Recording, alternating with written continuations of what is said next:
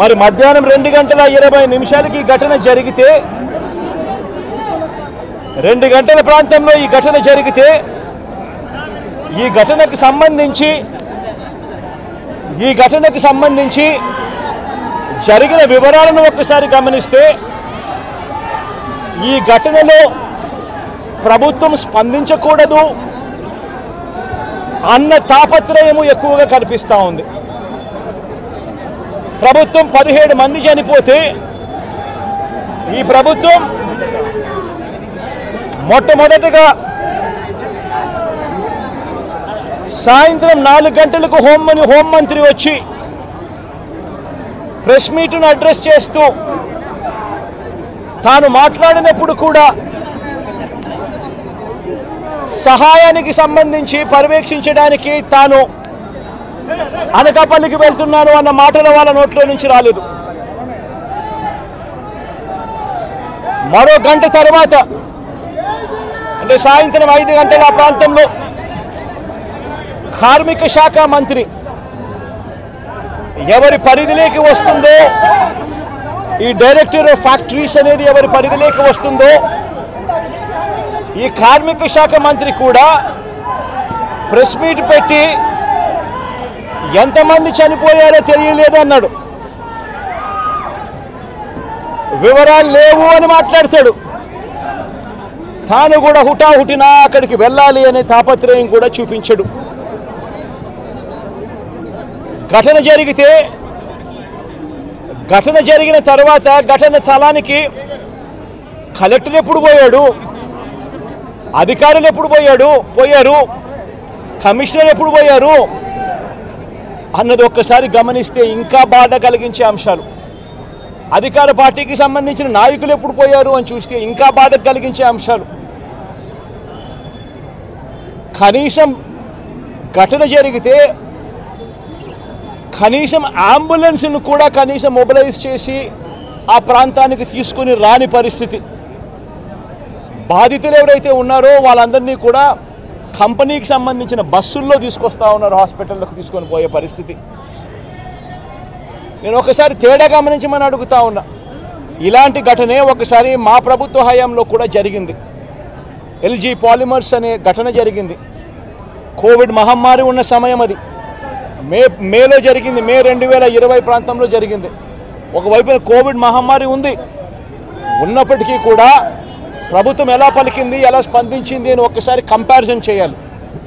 ఆ ఘటన తెల్లవారుజామున రాత్రి 3:40 తెల్లవారుజామున 3:40కి ఆ ఘటన జరిగితే తెల్లవారుజామున 3:40కి ఆ ఘటన జరిగింది. పట్టపగలు కాదు. జరిగితే 5 గంటలకల్లా కలెక్టర్ స్పాట్లోకి వెళ్ళాడు, కమిషనర్ స్పాట్లోకి వెళ్ళాడు. అంబులెన్స్లు అప్పటికే ముమ్మరంగా మోహరించేసాయి. గవర్నమెంట్ అంబులెన్స్ అన్నీ కూడా తీసుకొచ్చాయి. ప్రతి బాధితునికి కూడా తోడుగా ఉండే కార్యక్రమం జరిగింది. 6 గంటలకల్లా వైఎస్ఆర్ కాంగ్రెస్ పార్టీకి సంబంధించిన సీనియర్ నాయకులందరూ కూడా స్పాట్ మీదకి వెళ్ళారు, తోడుగా ఉండే కార్యక్రమం చేశారు. అదే రోజు 11 గంటలకల్లా, మధ్యాహ్నం కూడా కాదు, మధ్యాహ్నం కాకమునిపే 11 గంటలకల్లా ఏకంగా ముఖ్యమంత్రి అంటే నేనే ఏకంగా స్పాట్లోకి నేనే రావడం జరిగింది. స్పందించిన తీరు గమనించమని అడుగుతా ఉన్నా. వెంటనే 24 గంటల్లోనే ఏకంగా ₹1 కోటి కాంపన్సేషన్ ప్రకటించిన పరిస్థితులు గతంలో ఎప్పుడు జరగల. ఇట్లాంటి ఘటనలు జరిగినప్పుడు గవర్నమెంట్ ఎప్పుడూ కూడా రెస్పాన్సిబిలిటీ తీసుకొని గవర్నమెంట్ ఎప్పుడూ కూడా బాధితుల పట్ల సానుభూతితో ఎప్పుడూ వ్యవహరించల. ఇంతగా వ్యవహరించిన పరిస్థితులు ఎప్పుడూ లేవు. మొట్టమొదటిసారిగా ₹1 కోటి కాంపన్సేషన్ ఇచ్చిన ఏకైక ప్రభుత్వం మొట్టమొదటిగా వైఎస్ఆర్సీపీ ప్రభుత్వమే.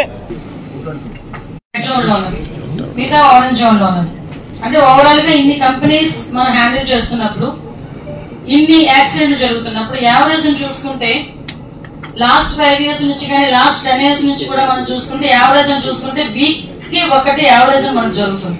ఒక డెత్ అనేది కంపల్సరీ జరుగుతుంది, ఎక్కడో ఒక యాక్సిడెంట్ జరుగుతుంది. అంటే ఇన్ని యాక్సిడెంట్లు జరుగుతున్నాయి. ఇందాక పెద్దలు మన వాళ్ళు అంటే మన రామకృష్ణ గారు వాళ్ళందరూ అన్నట్టు ఏదో యాక్సిడెంట్ జరిగినప్పుడు మనం అక్కడికి వెళ్తాము, ఏదో హడావిడి చేస్తాము, ఏదో కాంపన్సేషన్స్ అనౌన్స్ చేస్తాము, మనం ప్రెస్ లో మాట్లాడేస్తాము, అయిపోయింది, తర్వాత మనం బయటకు వచ్చేస్తాం. తర్వాత మళ్ళీ ఇంకో సంఘటన జరిగేసరికి మళ్ళీ అక్కడికి పరిగెట్టుకుని వెళ్ళేసే పరిస్థితి కనిపిస్తాం. అసలు ఇండస్ట్రీలో ఎన్ని ఇండస్ట్రీస్ ఇప్పుడు మనకి బల్క్ డ్రగ్ కంపెనీస్ కి ఈ ఫార్ములాస్ తయారు చేసే కంపెనీస్ రెండు వేరువేరుగా ఉంటాయి మనకి కంపెనీస్ లో కూడా. సో మనకి ఆ ఫార్ములేషన్స్ కి సంబంధించిన కంపెనీస్ లో మాక్సిమం ఎక్కువ మనకి ప్రమాదాలు అనేవి జరగవు, ఎందుకంటే హైదరాబాద్ అటువైపు మాక్సిమం ఉంటాయి, అటువంటి వాటిలో జరగవు. ఈ బల్క్ డ్రగ్ కంపెనీస్ దగ్గరికి వచ్చేసరికి మేజర్ ప్రాబ్లమ్స్ ఎక్కడ ఉంటాయంటే రియాక్టర్స్. ఈ బల్క్ డ్రగ్ కంపెనీస్ లో మాక్సిమం మేజర్ గా ఉండేది రియాక్టర్స్. ఒక్కొక్క ఫ్యాక్టరీలో ఇంచుమించుగా 1 నుంచి 10 నుంచి 20 రియాక్టర్స్ వరకు ఉంటాయి. అంటే ఇన్ని రియాక్టర్స్ కూడా ఎక్కడ ప్రాబ్లం వస్తుందంటే ఇంచుమించుగా అందులో ప్రొడక్ట్ కూడా దగ్గర 1000 కిలోల ప్రొడక్ట్ ఆ రియాక్టర్ అనేది క్యారీ చేస్తుంది. అటువంటిప్పుడు మనకి హీట్ జనరేట్ చేసి హీట్ అనేది ఎప్పుడైతే ఎక్కువ అవుతుందో ఆ టైంలో బ్లాస్ట్ అవుతుంది. ఇది మినిమం మనందరికీ తెలిసిన ఇన్ఫర్మేషన్. అది అట్ ద సేమ్ టైం ఎక్కడ బయటకు వస్తుంది. ఫస్ట్ సీఎం గారు ఆ కంపెనీ ఎసెన్షియా కంపెనీ దగ్గర వాళ్ళని అడిగింది ఏంటంటే, మీకు అలారమిక్ సిస్టమ్ ఎందుకు లేదు అని అడిగారు. అలారమిక్ సిస్టమ్ ఉందా అంటే అవుట్ ట్రేడ్ చెప్తున్నాడు ఆయన ఉంది అని. 2 రోజుల నుంచి పిచ్చోళ్ళ మేమందరం అక్కడ కూర్చొని, రామకృష్ణ గారు మేము అందరూ రాత్రులు 12:30 టైంలో నేను వెళ్ళి కూర్చొని ఆ 2 days అక్కడే వీళ్ళు ఇంచుమించుగా భోజనం తిండి తిప్పలన్నీ అక్కడే చేసి వీళ్ళు భోజనం లేకుండా కూర్చొని అక్కడ మాట్లాడి ఎక్కడ సేఫ్టీ ప్రికాషన్స్, ఎక్కడ అలారమింగ్ సిస్టమ్ మాతో లేవని చెప్పిన వాళ్ళు సీఎం గారి దగ్గరకు వచ్చి ఎందుకంత అవసరం?